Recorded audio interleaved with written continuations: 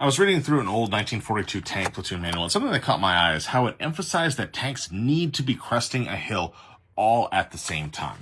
And of course, this manual was written in the preparation for D-Day. They knew that the American tankers were going to be facing up against the Germans going through the French countryside.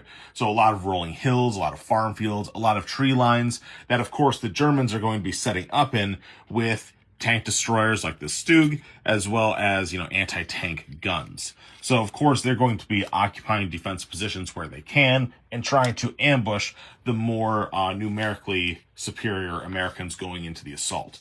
And the fear was that the tanks, if they went through and engaged in a more traditional wedge shape, because of course open field, they're going to be going into more natural stuff where the leader leads the way and then everybody else can kind of follow the leader, but still have good frontal firepower.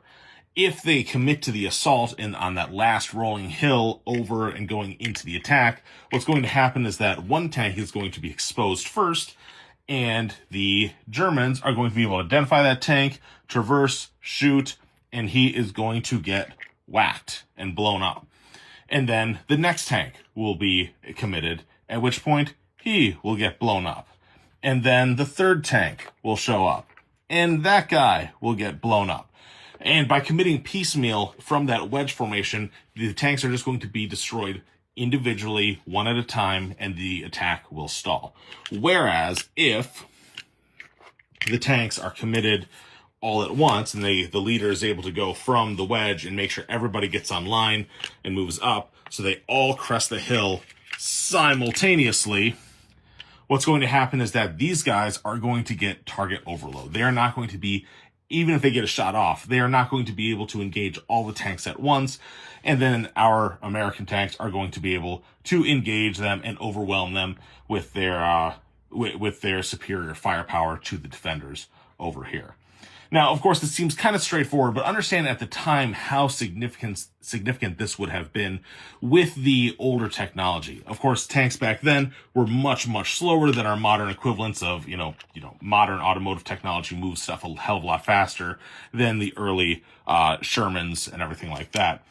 In addition, the target acquisition process for these gun crews was very, very slow. It was a lot of mechanical knob turning. It was a lot of shifting the whole gun system. It was a slow process. So the vehicles would commit slowly, and you could individually engage one, and then you might be able to anticipate, there'll be one or left, and they'll be able to traverse, get over here, and engage.